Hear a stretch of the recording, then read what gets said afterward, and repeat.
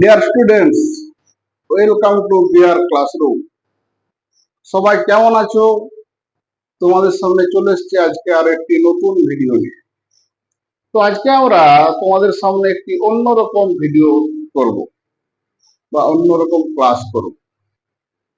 কি ক্লাস? না স্টুডেন্টস, একাদশ শ্রেণীর ফার্স্ট সেমিস্টারের পরীক্ষা খুব সামনেই চলে এসেছে। তো আশা করি তোমাদের সবার সিলেবাস সারা হয়ে গেছে। তো নতুন সেমিস্টার সিস্টেম, নতুন কোশ্চেন প্যাটার্ন, এমসিকিউ কোশ্চেন, কি ধরনের কোশ্চেন আসবে, কোথা থেকে কোশ্চেন আসবে, মনের মধ্যে অনেক প্রশ্ন আছে। তো চলো আজকে আমরা সেই প্রশ্ন কিছুটা সমাধান করার চেষ্টা করি। তো তোমাদের কাছে রিকোয়েস্ট, যদি আমার ভিডিওটি ভালো লেগে থাকে তোমরা ভিডিওটিকে সাবস্ক্রাইব করো, আমার চ্যানেলটিকে সাবস্ক্রাইব করো, ভিডিওতে লাইক করো, কমেন্ট করো এবং বেল আইকনে প্রেস করো। তো চলো শুরু করি। যে একাদশ শ্রেণীতে যে সেমিস্টার সিস্টেমের পরীক্ষা হবে খুব সামনেই, সেই সেমিস্টার সিস্টেমের প্রশ্নাবলী কি ধরনের হতে পারে বা কোন কোন জায়গা থেকে হতে পারে তার একটা সাজেশন বা সম্ভাব্য প্রশ্নাবলী তোমাদের সামনে আমি তুলে ধরছি, যে কোন কোন জায়গা থেকে কি ধরনের প্রশ্ন হতে পারে। প্রথমে আমি এগুলো আমরা শুরু করব একটা চ্যাপ্টার ওয়াইজ। আমাদের যতগুলি চ্যাপ্টার পরীক্ষা হবে, মোট 7টি চ্যাপ্টার পরীক্ষা হবে, তার মধ্যে প্রথম চ্যাপ্টার হচ্ছে রসায়ন বিজ্ঞানের প্রাথমিক ধারণা। এই ধারণা থেকে কোন কোন জায়গা থেকে কত নম্বরের প্রশ্ন আসতে পারে। তো আমরা সিলেবাসটা নিয়ে নিই। সিলেবাসটা নিলে দেখতে পাবো যে প্রথম চ্যাপ্টার থেকে 3টি এমসিকিউ প্রশ্ন আসবে। তো 3টি এমসিকিউ প্রশ্নের জন্য আমরা কি কি জিনিস পড়তে হবে আমাদের। তো তোমাদের পড়ার জন্য যাতে তোমাদের পড়তে সুবিধা হয় এবং সহজ হয়, তো সেই জন্য এই প্রথম চ্যাপ্টারটিকে আমি 7টি টপিকে ভাগ করে দিয়েছি। আশা করছি তোমাদেরকে এটুকু বলতে পারি যে এই 7টার মধ্যেই, তো 7টা টপিকের মধ্যেই তোমরা 3টি এমসিকিউ সহজেই করতে পারবে। এর মধ্যে যে 3টে আমার কাছে খুব গুরুত্বপূর্ণ বলে মনে হয় সেটি হলো 1, 3, 4 এবং 6। এই 4টি টপিক আমার কাছে এর মধ্যেও গুরুত্বপূর্ণ। তো এই 7টি যে গুরুত্বপূর্ণ টপিক, এখান থেকে কি কি ধরনের প্রশ্ন তোমরা পড়বে, কি কি ধরনের প্রশ্ন পড়তে পারে, সেইগুলো আমরা তোমাদেরকে দেখাবো। তো চিন্তার কিছু নেই স্টুডেন্টস, এর মধ্য থেকেই তোমরা প্রশ্ন পেয়ে যাবে, এইটুকু আমি তোমাদেরকে বলতে পারি। তো ভিডিওটি না স্কিপ করে প্রথম থেকে শেষ পর্যন্ত ভিডিওটি দেখতে থাকো। প্রত্যেকটা টপিক নিয়ে কোন কোন জায়গা থেকে প্রশ্ন আসতে পারে সেই জিনিসটা আমি তোমাদের সামনে তুলে ধরছি। তো এই যে 7টা আমরা টপিক বললাম, তার মধ্যে প্রথম হচ্ছে রাসায়নিক সংযোগ সূত্রাবলী। একদম অধ্যায়ের প্রথম অংশ, রাসায়নিক সংযোগ সূত্রাবলী। এখানে অনেক সূত্র আছে, এর মধ্যে মূলত দুটো সূত্র আমি নিয়ে নিচ্ছি, গুণানুপাত সূত্র আর মিথানুপাত সূত্র। এই দুটি সূত্রের উদাহরণ থেকে প্রশ্ন আসার সম্ভাবনা কিন্তু প্রবল। কি ধরনের প্রশ্ন আসতে পারে? কোন একটা তোমাকে অঙ্ক দিয়ে দিল, দিয়ে বলে দিল যে এটি কোন সূত্রকে বা কোন রাসায়নিক সংযোগ সূত্রকে সমর্থন করে। যেমন একটা উদাহরণ দিই, যে N2O, NO, N2O3, NO2 এই ধরনের 4টা তোমাকে অক্সাইড দিয়ে দেব। এই 4টা অক্সাইড দিয়ে দেওয়ার পর বলে দিল এখানে নাইট্রোজেন এবং অক্সিজেনের পরিমাণ, বা নাইট্রোজেন বা অক্সিজেনের পরিমাণ কিছু একটা বলে দিল, বলে দিয়ে বললো যে এটি কোন সংযোগ সূত্র সমর্থন করে। বা এখানে এরকম একটা উদাহরণ যদি দিতে পারি, ধরো দিয়ে দিল CO2 CH4H2, তিনটি যৌগ দিয়ে দিল, দিয়ে বললো এদের ডাটা দিয়ে দিল কোন পরমাণুর শতাংশ কতটা, দিয়ে বললো যে এটি কোন সংযোগ সূত্র সমর্থন করে। তো এই সংযোগ সূত্রাবলী থেকে আমরা অঙ্ক দেখেই MCQ বলে দিতে পারবো কোনটা কোন সূত্র সমর্থন করবে। তার মধ্যে গুণানুপাত সূত্র আমি কি করে দেখেছি যে যে ডাটাগুলো তোমার অঙ্কে দেওয়া থাকবে সেগুলো গুণানুপাত সূত্রের ডাটা কিনা। এখানে লক্ষ্য করো, গুণানুপাত সূত্রের ডাটা যদি দেওয়া থাকে, এখানে যতগুলি যৌগ দেওয়া থাকবে তার মধ্যে পরমাণু কিন্তু একই থাকবে, পরমাণু পাল্টাবে না। যদি এই ধরনের ডাটা কোনো অঙ্ক দেওয়া থাকে তাহলে আমরা সহজেই বলতে পারি যে এই ডাটাগুলি গুণানুপাত সূত্র সমর্থন করে। যদি এরকম অন্য ধরনের যৌগ থাকে যেখানে পরমাণু আলাদা, CO2 CH4H2, তিনটি আলাদা আলাদা যৌগ থাকে, এই ধরনের ডাটা যদি দেওয়া থাকে সেখান থেকে আমরা সহজেই বলতে পারবো যে এটি মিথানুপাত সংযোগ সূত্রাবলী মেনে চলে। তো এটা গেল রাসায়নিক সংযোগ সূত্রাবলীর দুটো সম্ভাব্য জায়গা যেখান থেকে তোমাদের প্রশ্ন আসার সম্ভাবনা খুব বেশি। এরপর দ্বিতীয় যে টপিকটা আসবো যেখান থেকে প্রশ্ন আসতে পারে,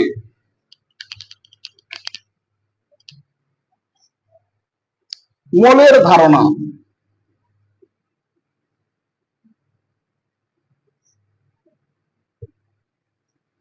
মোলের ধারণা আমরা অলরেডি ক্লাস 9-এ পড়ে এসেছি বা আগের ট্রেনেও কিছুটা কাজে লেগেছে। তো একাদশ শ্রেণীতে মোলের ধারণাতে কি অ্যাডিশন হয়েছে না নতুন অ্যাডিশন হয়েছে। আমরা আগে মোল জেনে আসতাম, মোল মানে ভর, মোল মানে সংখ্যা, মোল মানে আয়তন, অর্থাৎ মোলার ভর, অ্যাভোগাড্রো সংখ্যা, মোলার আয়তন, এগুলো আমরা জেনে আসতাম। এইখানে আর নতুন যে জিনিসটা অ্যাড হচ্ছে সেটা হচ্ছে মিলিমোল, সেন্টিমোল, ডেসিমোল।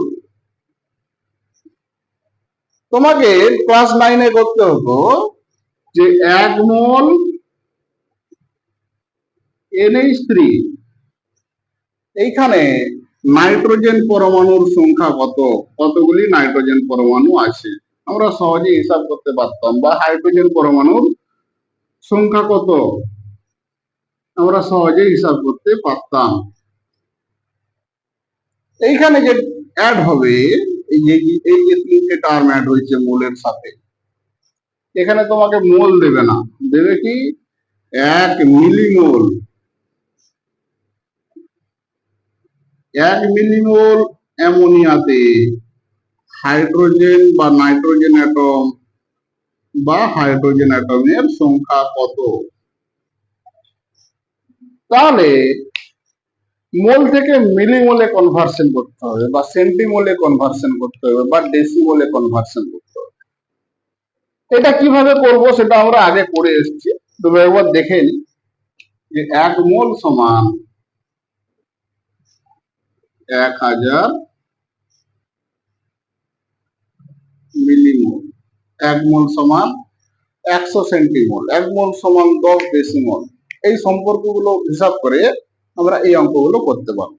মোলের ধারণা থেকে এই ধরনের প্রশ্ন কিন্তু আসার সম্ভাবনা প্রবল।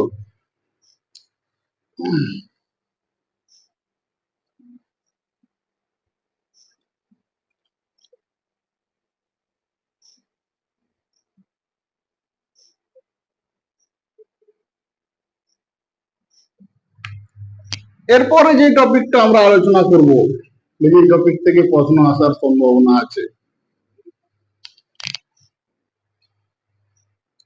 শতকরা সংযুক্তি।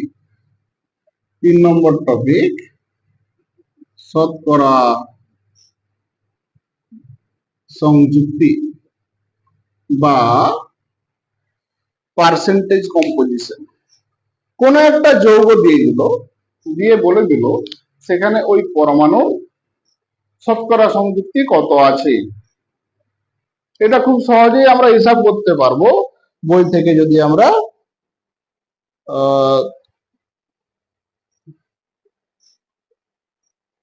শতকরা সংযুক্তি বই থেকে যদি বলে তার সংকেতটা মানে সূত্রটা আমরা জেনে নিই। সূত্রটা কি না, পরমাণু সংখ্যা কতগুলি অ্যাটম আছে পরমাণু আছে গুণিত তার অ্যাটমিক ওয়েট বা পারমাণবিক ভর ডিভাইডেড বাই যেই যৌগটা তোমাকে দিবে তার সংকেত ভর বা আণবিক ভর বা মলিকুলার মাস গুণিত 100। যে কোনো পরমাণু দিয়ে দিবে, এই সূত্র কাজে লাগিয়ে আমরা তার শতকরা সংযুক্তি হিসাব করতে পারবো। যেমন একটা উদাহরণ তোমাকে আমি দিতে পারি,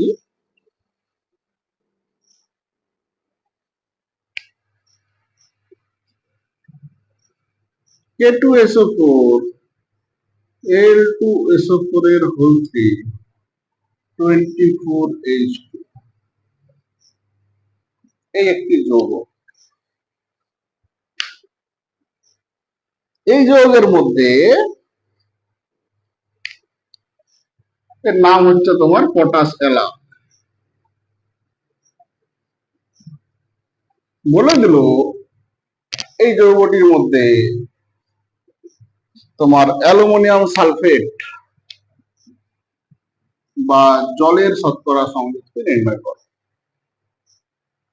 তো এই পুরোটাকে যদি একটা যৌগ ভাবি, এটা একটা অংশ, এটা একটা অংশ, এটা একটা অংশ, তাহলে এর সংখ্যা আছে একটি, এর সংখ্যা আছে একটি, এর সংখ্যা আছে 24টি। তাহলে মোট আণবিক ভর হিসাব করব। এখানে অ্যাটমের জায়গায় এই অনুর ভর বসবে, অনুর সংখ্যা বসবে 1, তার ভর গুণিত 1। এইভাবে হিসাব করে আমরা তার শতকরা সংযুক্তি হিসাব করতে পারব। তো এই শতকরা সংযুক্তির এই অংশ থেকে প্রশ্ন আসার সম্ভাবনা কিন্তু খুব বেশি, যে এইখান থেকে প্রশ্ন আসতে পারে। যে কোনো একটা তোমাকে যৌগ বা অণু দিয়ে দিলে, দিয়ে বলবে একটি পরমাণুর শতকরা সংযুক্তি হিসাব করো।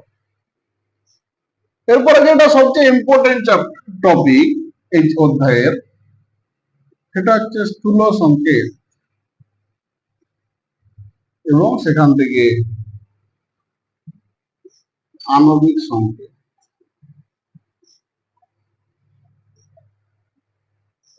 যে কোনো 3টে পরমাণু বা 2টো পরমাণু বা 4টা পরমাণু তোমাকে পার্সেন্টেজ দিয়ে দিল যে কি পরিমাণে আছে, সেখান থেকে তার তুমি অনুপাত হিসাব করলে, অনুপাত হিসাব করার পর তার স্থূল সংকেত তোমাকে হিসাব করতে হবে। যে কোনো একটা উদাহরণ দিল, বলো এর স্থূল সংকেত কি বা এর আণবিক সংকেত কি। তাহলে সেই পার্সেন্টেজকে আমি পারমাণবিক ভর দিয়ে তার অনুপাত হিসাব করে আমি স্থূল সংকেত হিসাব করতে পারবো এবং সেখান থেকে তার আণবিক সংকেত হিসাব করতে পারবো। তো এইখানে একটু যদি ঘুরিয়ে প্রশ্ন আসে, কিভাবে আসতে পারে? তোমাকে স্থূল সংকেত হিসাব করতে দিল না, বলে দিল এর যে কোনো একটা পরমাণু, 2টো পরমাণু দিয়ে বলল এই পরমাণুগুলি দ্বারা গঠিত যৌগের স্থূল সংকেত ভর কত। আমরা যেরকম আণবিক ভর হিসাব করি সেইভাবেই আমরা স্থূল সংকেত ভর হিসাব করতে পারবো।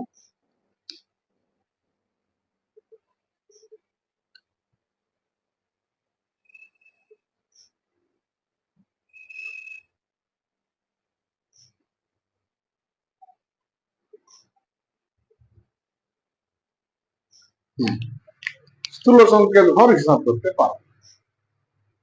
এখান থেকে আরো অন্য ধরনের প্রশ্ন আসতে পারে কি, এখান থেকে তোমাকে ঘুরিয়ে প্রশ্ন দিয়ে দিল, ধরো নাইট্রোজেনের পার্সেন্টেজ দিয়ে দিল X% আছে আর অক্সিজেনের আছে Y%। এইখান থেকে বললো নাইট্রোজেন অক্সিজেন দ্বারা গঠিত যৌগের স্থূল সংকেত কত হবে। এবার স্থূল সংকেত দিয়ে দিল, স্থূল সংকেত তুমি পেয়ে গেলে এখান থেকে এক্স ওয়াই দিয়েও তার মান কিন্তু দেওয়া থাকবে, যে শুধুমাত্র সংখ্যা দিয়ে দেওয়া থাকবে এরকম নাও হতে পারে। তো এই এক্স ওয়াই দিয়ে মান দেওয়া থাকলে তার স্থূল সংকেত তোমরা হিসাব করতে পারবে।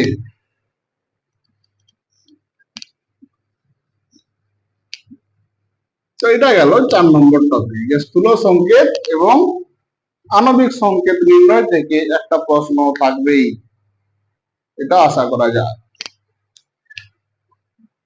এর পরের টপিক কি না, লিমিটিং রিয়েজেন্ট।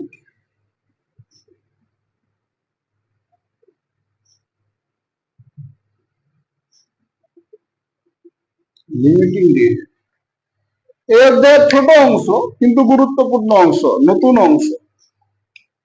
যত তোমাকে দিয়ে দিল একটা বিক্রিয়া N2 প্লাস 3H2 সমান 2NH, একটা বিক্রিয়া যদি তোমাকে দিয়ে দেয়, এইখানে বলে দিল যে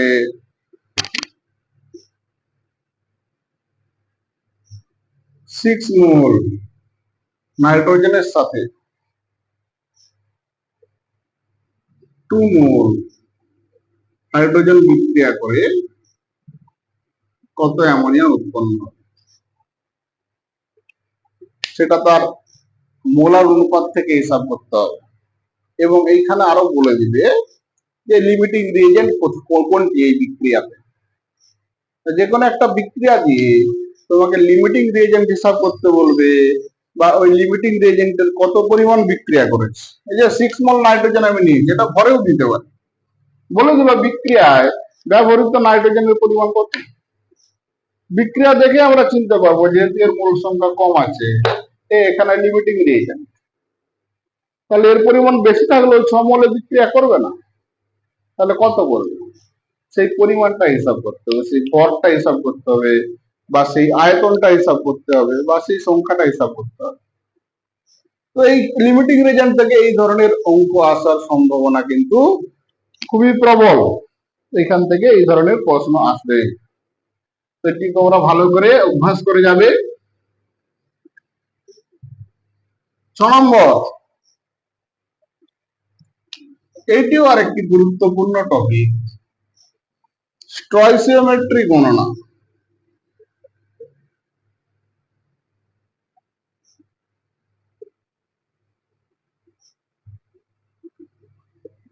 স্টয়চিওমেট্রি গণনা দুই ধরনের হয় বা 3 ধরনের হয়, একটা ভর ভর গণনা, একটা ভর আয়তন গণনা। এই দুটো আমরা অলরেডি মাধ্যমিকের রাসায়নিক গণনা অধ্যায়ে পড়ে এসেছি, এইগুলো থেকে অঙ্ক করলে আমরা সহজেই করতে পারবো, এটাতে সমস্যা নেই। এখানে যেটা নতুন এডিশন হয়েছে সেই অংশটা তোমাদেরকে ভালো করে দেখতে হবে, যে আয়তন আয়তন গণনা। আয়তন আয়তন গণনা, এই গণনাতে মূল যে অংশটা দেখতে হবে সেটা হচ্ছে হাইড্রোকার্বন। হাইড্রোকার্বন প্লাস অক্সিজেনের বিক্রিয়ায় CO2 প্লাস জল উৎপন্ন হচ্ছে। এই বিক্রিয়া থেকে তোমাদেরকে হাইড্রোকার্বনের সংকেত হিসাব করতে হবে।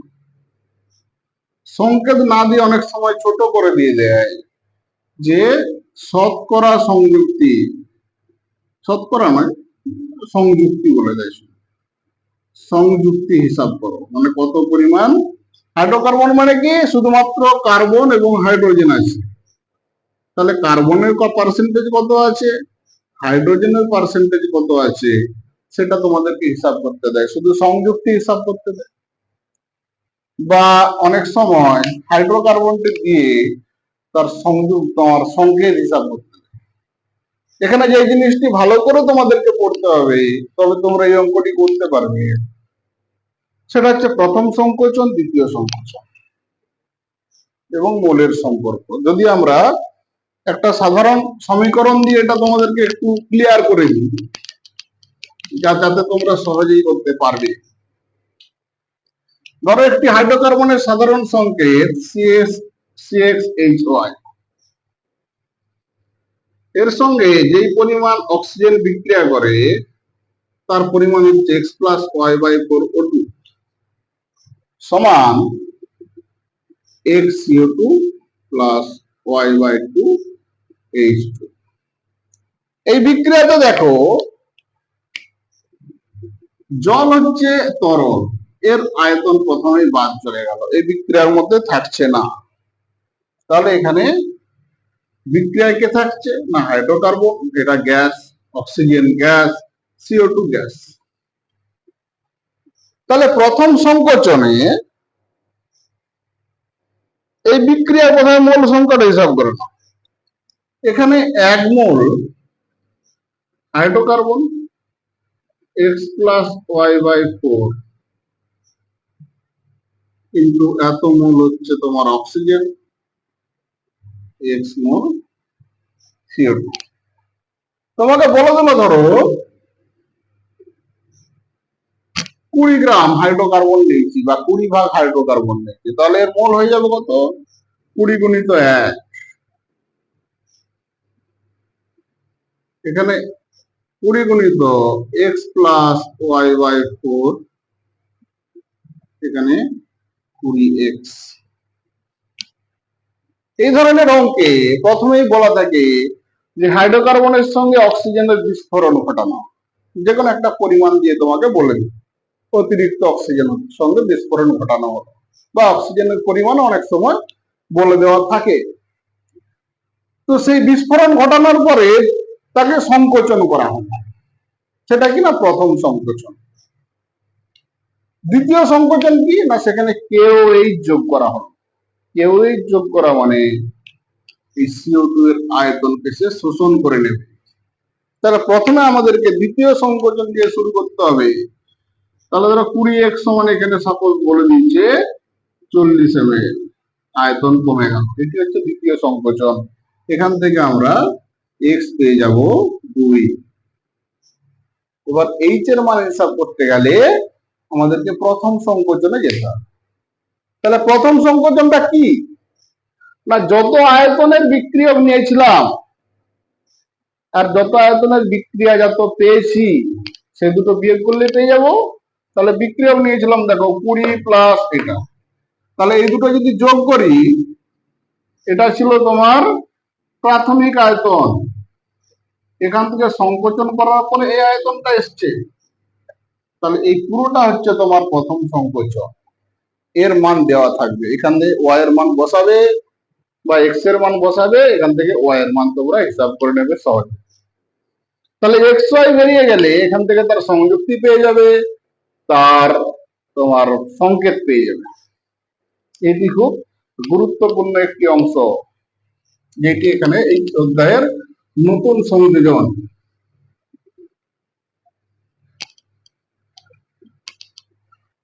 এরপরে যে জায়গাটা আছে, যে জায়গাটা নিয়ে আমরা আলোচনা করব, সেটা হচ্ছে গাঢ়ত্ব বা শক্তিমাত্রা। শক্তিমাত্রা এইখান থেকে প্রশ্ন আসতে পারে। এটা নতুন, কিছু তোমরা আগে পড়ে এসছো, কিছু নতুন পড়বে এখানে। এর মধ্যে যেগুলো মেনলি পড়তে হবে সেটা হচ্ছে মোলারিটি, মোলালিটি, মোল ভগ্নাংশ,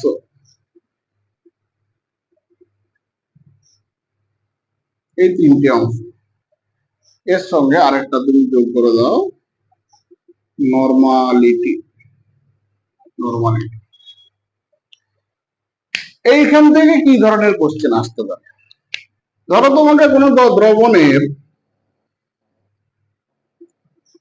নরমালিটি দিয়ে দিল যে এক্স,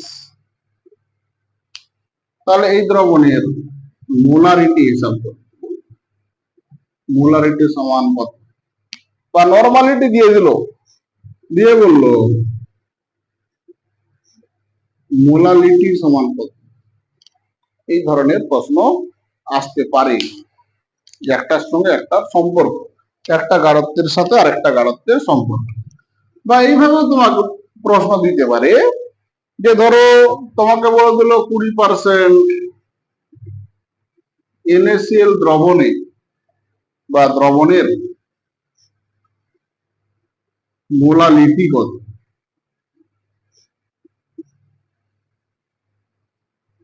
তার শতকরা মাত্রা দিয়ে দিল, দিয়ে সেইখান থেকে তোমাকে মোলালিটি হিসাব করতে বলতে পারে। বা দ্রাব এবং দ্রাবের ভর দিয়ে দিল, দ্রাব এবং দ্রাবকের ভর দিয়ে দিল, দিয়ে বললো মোল ভগ্নাংশ কত। এই ধরনের একটা গাঢ়ত্ব থেকে আরেকটা গাঢ়ত্বের যে রূপান্তর, এই অংশগুলো থেকে প্রশ্ন আসার সম্ভাবনা কিন্তু প্রবল। তো এই 7টা যে টপিক আমি বললাম এই অধ্যায়ে, এই 7টি টপিক তোমরা ভালো করে অভ্যাস করে যাবে। অভ্যাস করে গেলে এর মধ্যে থেকেই তোমরা 3টে MCQ পেয়ে যাবে 100%, এইটুকু আমি বলতে পারি। তো এই যে 7টা টপিক বললাম, এই 7টা টপিক সম্পর্কে যদি কোনো তোমাদের সমস্যা থাকে, কোনো প্রশ্ন পাচ্ছ না, সেটা আমাকে কমেন্ট বক্সে কমেন্ট করে জানাও। আমি তোমাদেরকে সেটা সমাধান করে দেওয়ার চেষ্টা করব বা বুঝিয়ে দেওয়ার চেষ্টা করব। তো চলো স্টুডেন্ট, আজকে আমরা শুরু শেষ করলাম প্রথম অধ্যায়। প্রথম অধ্যায় থেকে প্রশ্ন আসার জায়গা কোথায় কোথায় আছে, কোন কোন জায়গা থেকে পড়লে আমি প্রশ্ন পাবো, এইগুলো অধ্যায় অভ্যাস করলে তোমরা আশা করি পেয়ে যাবে। পরের ক্লাসে আমরা শুরু করব পরবর্তী অধ্যায়, যেখান থেকে প্রশ্ন আসার সম্ভাবনা খুব প্রবল। তো তোমরা এই ভিডিওগুলি পরপর দেখতে থাকো। আশা করি তোমরা 35-এর মধ্যে 35 পেতে সক্ষম হবে। আজকে এই পর্যন্তই, ভালো থেকো। আবার বলছি, যদি ভিডিওটি ভালো লেগে থাকে সবাইকে অনুরোধ, ভিডিওটি লাইক করো, কমেন্ট করো, আমার চ্যানেলটি সাবস্ক্রাইব করো, যাতে আমি নতুন ভিডিও তৈরি করার জন্য মোটিভেশন পাই। ধন্যবাদ। চলো টাটা।